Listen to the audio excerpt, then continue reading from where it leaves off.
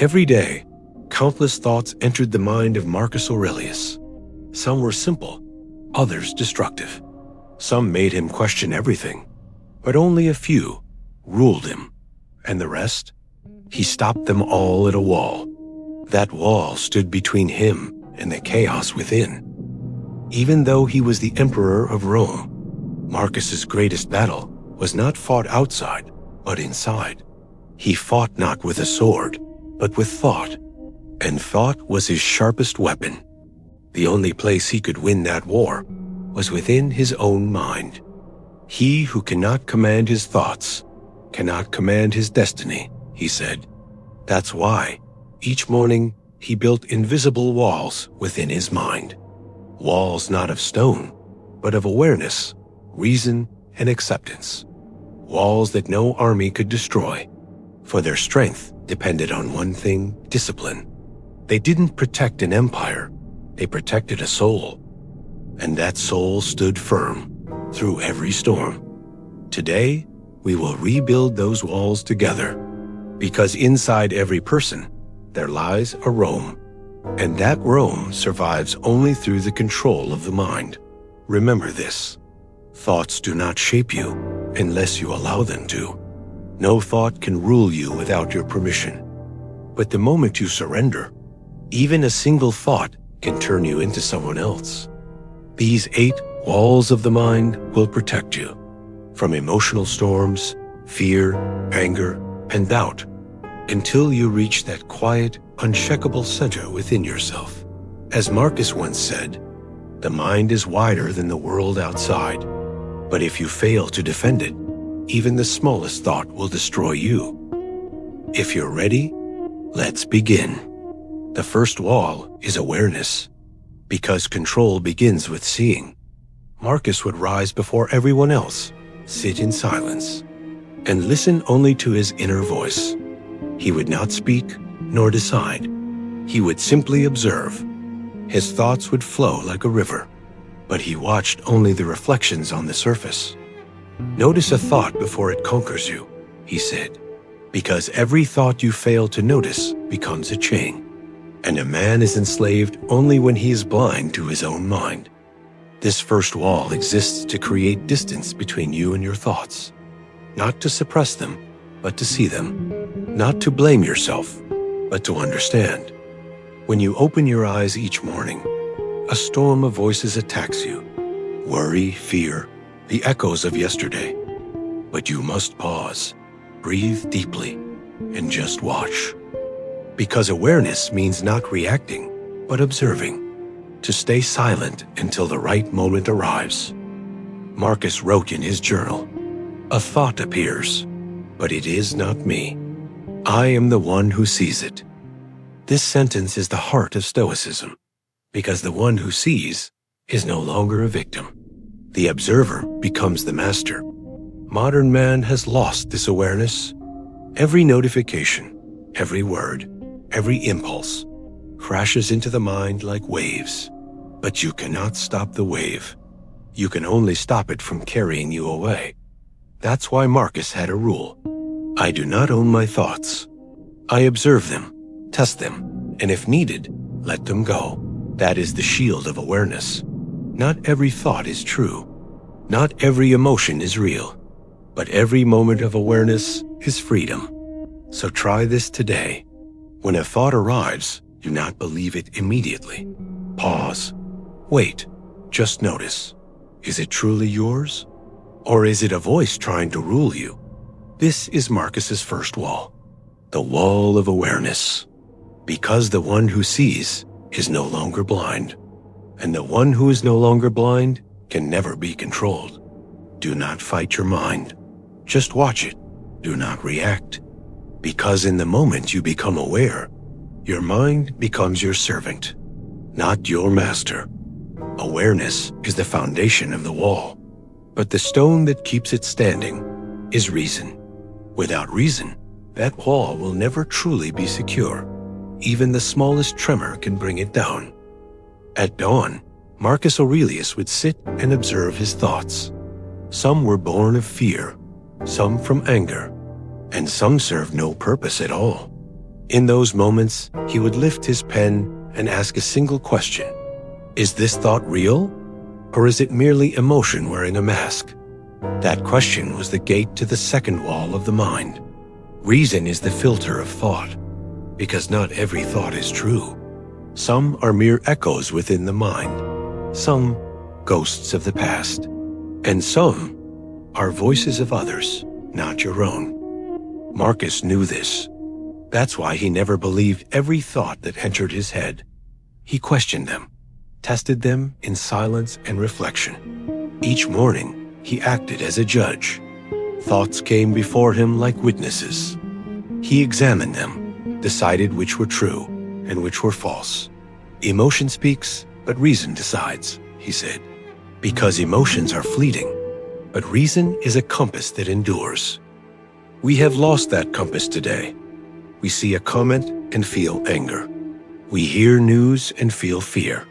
A thought appears, and we instantly believe it. But Marcus did not. He treated every thought like a claim that demanded evidence. Is this true? Does this serve me? Is this my thought? Or one that was taught to me? And if no answer came, he let it go. Because reason is not the power to think. It's the power to choose which thoughts deserve to stay. The mind is a palace, Marcus wrote, and reason is its guard. If you open the gates to every voice, one day the palace will no longer be yours. Reason does not fight emotions. It listens, but it leads, like a general commanding his soldiers. Anger may arrive, but it does not give orders. Fear may appear, but it does not set direction, because the general is reason. Marcus's reason always stood above his emotions. That's why he entered battle calmly and stayed silent even when betrayed. He knew emotions are the storm, but reason is the mast that holds firm through it. So when a thought enters your mind, don't believe it instantly. Question it. Wait. Ask yourself, is it true? Is it useful? Or was it born only to weaken you? You decide. Reason is the second wall built upon awareness. It protects you from deception, from the traps set by emotion. Because now you know, not every feeling is the truth. Marcus said, if a thought causes you pain, do not confirm it, question it. That questioning is the shield of reason, and the one who wields that shield is no longer a prisoner of his mind, but its ruler. He reigns over it like a king. While observing his thoughts each morning, Marcus Aurelius noticed something strange. Some thoughts never left. No matter how deeply he questioned them, how firmly he silenced them, they remained. Then he realized, some thoughts are not enemies to be defeated, but guests to be understood.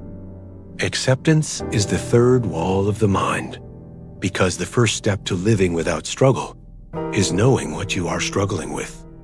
One morning, Marcus wrote, do not try to drive your thoughts away.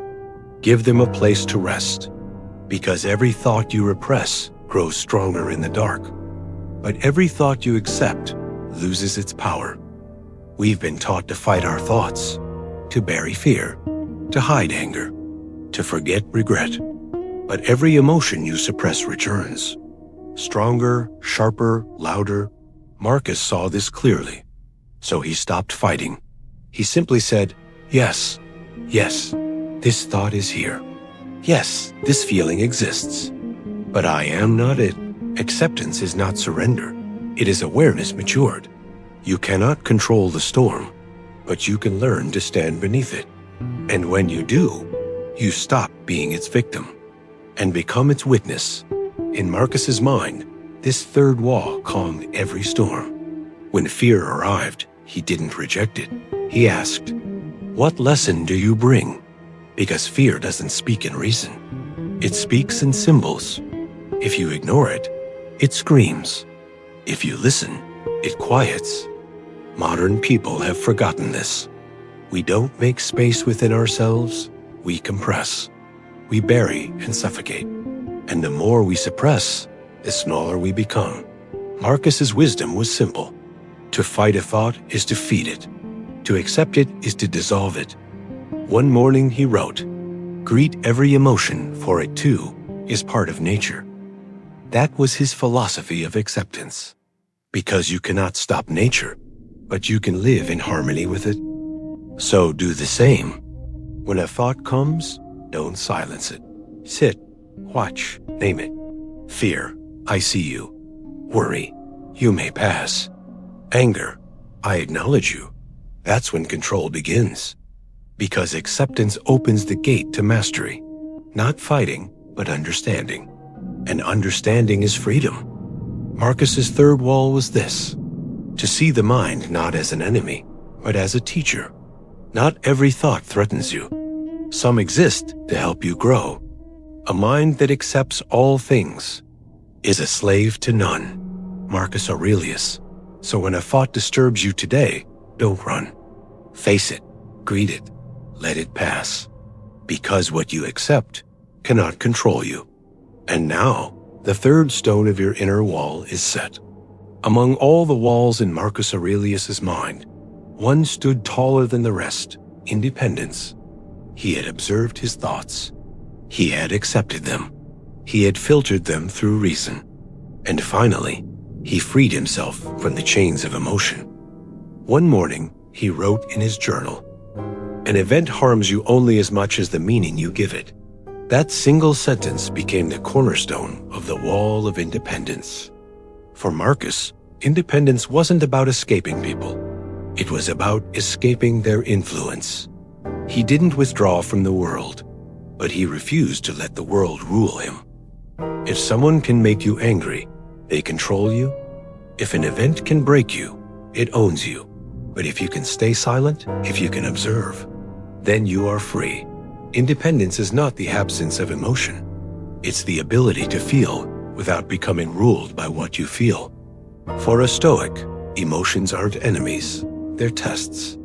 And the one who passes them is no longer a slave to the external world. Even while sitting on Rome's throne, Marcus lived by this truth. Betrayed by friends, cursed by his own people, losing legions in war, yet his face remained calm because he knew, no one can diminish me unless I choose to become small. This wall doesn't protect you from people. It protects you from their judgment. Marcus once wrote, "If someone's opinion can wound you, it means you still seek their approval." True independence begins the moment that need dies. You stop living to be liked and start living to understand. You stop fighting to appear right and start striving to be right. Modern man has torn down this wall. We navigate our lives by the thoughts of others. Like ships lost in a storm, every gust of public opinion pushes us off course. A single comment breaks us. A single like revives us. But Marcus's wall stood firm in that same storm. He had found his center, his empire within. And that center came not from the world outside, but from the silence within. Independence is emotional distance. Watching events unfold without being shaken by them. Remaining quiet when insulted. Remaining humble when praised. Because in either case, it's not you who acts, but your reaction. Marcus said, "If your emotions direct you, your thoughts are no longer your own." That's why he reset his mind each morning. Neither too joyful, nor too sorrowful. He knew balance is preserved by stepping away from extremes. You must build this wall too, not to protect yourself, but to free yourself. When something disturbs you, pause, step back, ask yourself, is this within my control? If not, let it go, because clinging to what you cannot command is the slowest form of self-destruction. Marcus's fourth wall was independence, a quiet freedom, not belonging to no one, but belonging fully to yourself. No one can chain you unless you turn back to look at the chain. Marcus Aurelius. When something disturbs you today, remember, it's just a thought, and you are more than what you think. Because now, the fourth stone is set, the silent independence that guards your mind. One morning, Marcus Aurelius wrote, "Neither rejoice too much, nor grieve too deeply. Everything finds its place within nature's flow." That single line holds the key to the fifth wall, balance. For Marcus, balance was not a luxury. It was survival. Extremes don't make you strong. They make you fragile. Cling too tightly to an emotion, and you sink with it. Follow a thought blindly, and you fall with it. But the one who stays centered stands unshaken amid all things. Marcus's mind was like a pendulum. Neither victory inflated him, nor failure broke him, because he knew the outer world can only shake you if you allow it to. Many emperors ruled Rome, but what destroyed them wasn't their enemies. It was their own excesses. Some drowned in glory, others in defeat. Marcus stayed between both. His power lay in equilibrium. He wrote, "Emotions are storms. You cannot stop the wind, but you can keep your ship steady." So each morning, he sought mental balance. If a thought grew too large, he reduced it. If a feeling burned too strong, he stepped back, because he understood. The unbalanced mind cannot govern its decisions.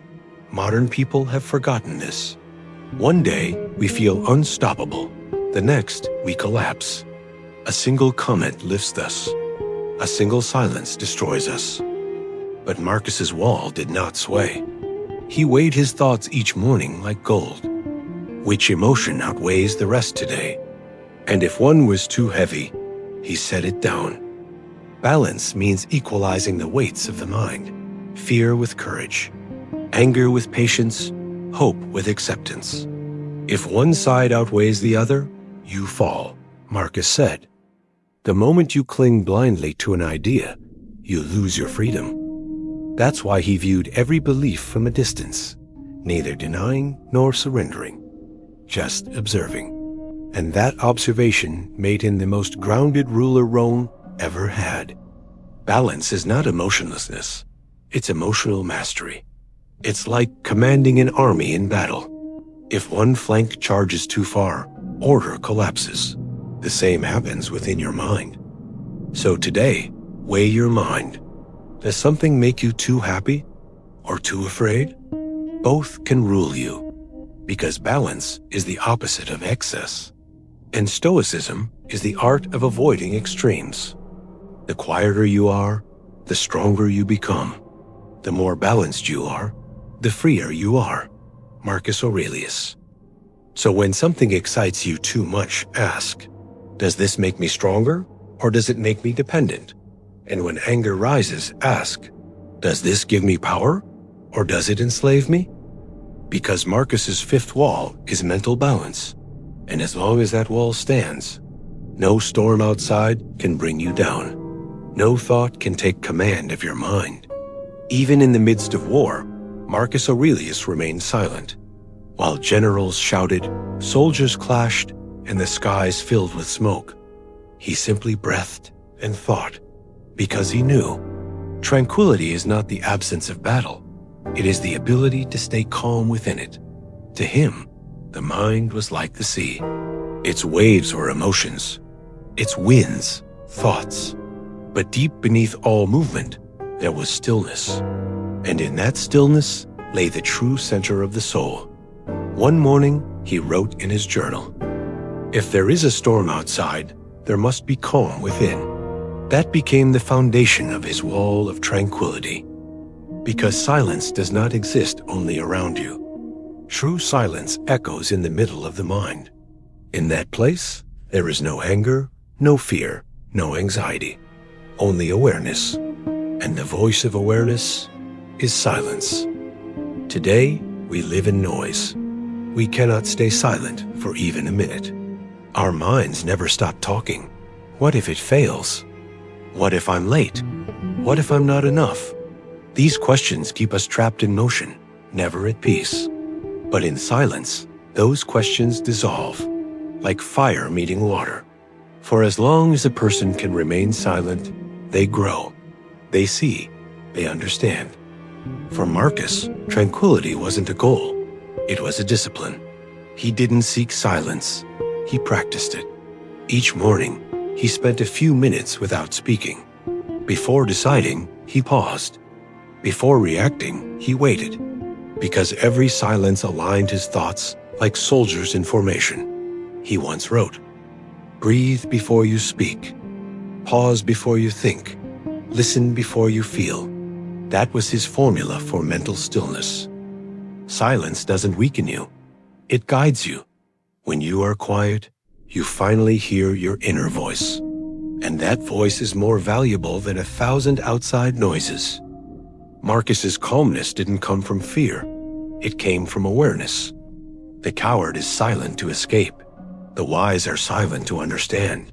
The difference lies in the quality of silence. For a Stoic, silence is meditation in motion.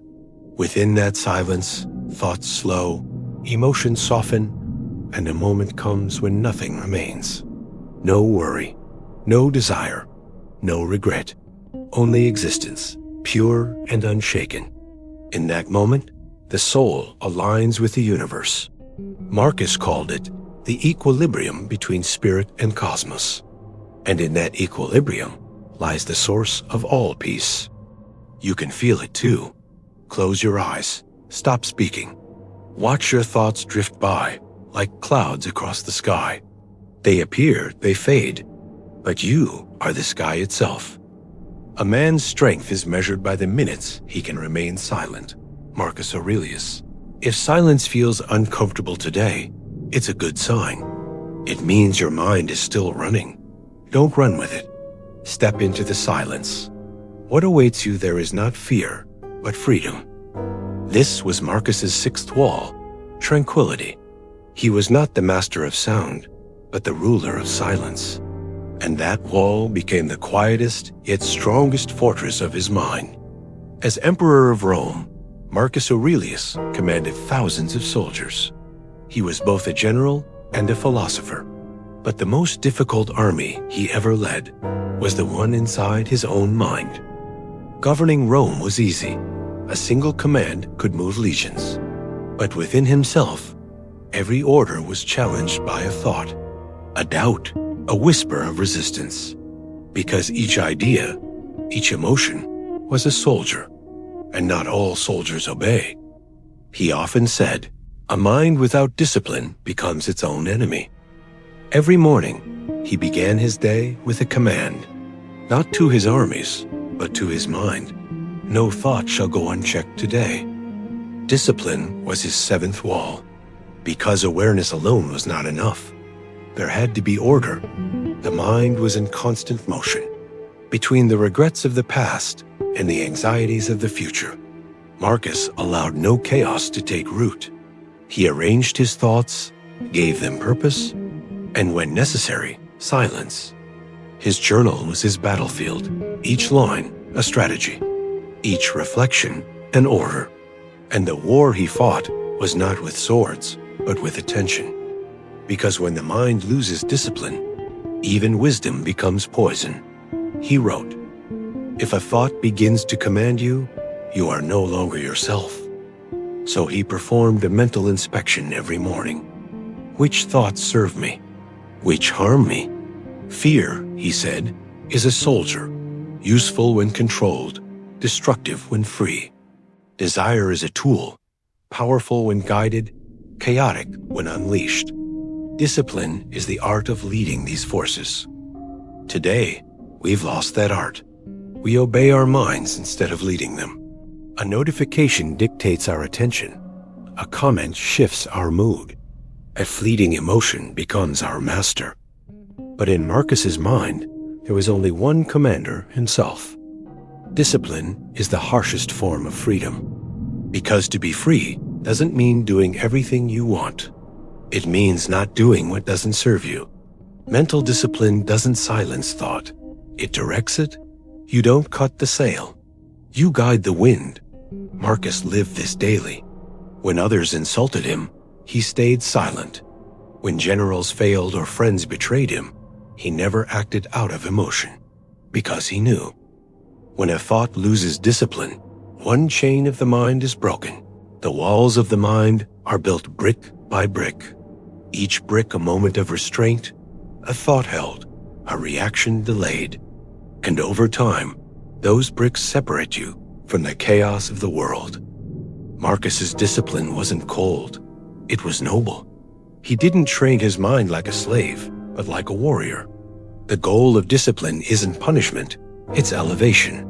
Because the one who commands his mind commands his world. If you can command your mind, no king can command you. Marcus Aurelius. So today, issue your orders. When worry arrives, say, stop. When anger rises, say, wait. When fear returns, say, I know you're temporary. Because this is the foundation of the seventh wall, mental command. And as long as it stands, no external power can break you. Marcus's mind was a fortress. Silent, structured, unshakable. Every thought had its place. And that fortress was never conquered from within. In his final years, Marcus Aurelius wrote a single line that summarized his entire philosophy. Everything happens as it must. Human beings spend their lives trying to fix what they dislike, to change their circumstances, their emotions, their pain. But sometimes, no matter what you do, life unfolds beyond your control. And that, Marcus realized, was the foundation of the eighth wall, the wall of acceptance. But this acceptance was not surrender. He did not bow to pain. He understood it. For Marcus, acceptance was not giving up. It was honoring reality. To a Stoic, the universe is a flow. To resist it is to fight against your own nature. Marcus saw this early in life. Wars, betrayals, losses, death. They were not interruptions of life. They were life itself. And instead of asking, why me? He asked, what can I learn from this? That question opened the door to mental acceptance. He wrote, the universe is woven with reason. Every event is a thread in that fabric. Pull one thread, and you tear the whole. So Marcus never saw any event as wrong, because everything that exists is part of nature. And nature, he said, never errs. We, on the other hand, resist endlessly. When plans fail, we grow angry. When people act differently than we expect, we condemn them. When life doesn't follow our script, we cry, injustice. But Marcus believed this reaction was pure ignorance, because those who refuse to accept are at war with nature. And whoever fights nature always loses. Acceptance is not passivity. Marcus accepted, but he also acted. He faced problems calmly, without the weight of emotion. Because for him, true acceptance meant balanced action. He wrote, if you cannot climb the wall, learn to walk beside it. That is the essence of Stoic acceptance. You don't destroy the obstacle. You move with it. You may not change what happens, but you can change what it means. And sometimes, that is the only way to overcome fate. In his final battle, illness, Marcus grew weaker each day. His breath shortened. But he still wrote one last line in his journal. My body grows weaker, but my mind still serves. Even death, to him, was not an enemy, but a transfer of duty. Because for a Stoic, even death is a law of nature, and to obey nature is wisdom. Modern humans, however, crave control. Every plan, every outcome, every moment. And when control slips, we fall apart. But acceptance is a form of control, the control of one's inner state. You may not control events, but you can control the imprint they leave within you. That is where real freedom begins. You cannot change the plan of the universe, but you can allow that plan to change you. Marcus Aurelius. This was Marcus's eighth and final wall, acceptance. The wall that connects all others. Awareness, reason, balance, tranquility, discipline. Each one is completed through acceptance. For a Stoic, acceptance is not silent surrender, but conscious alignment. It is not walking against the universe, but walking with it. Like rowing with the river's current, not against it. In Marcus's final reflections, only one voice remained: no anger, no fear, no regret, just a whisper. Everything is as it should be. And there, behind the walls of the mind, sat a silent emperor. As the world outside collapsed, yet within him, peace still reigned.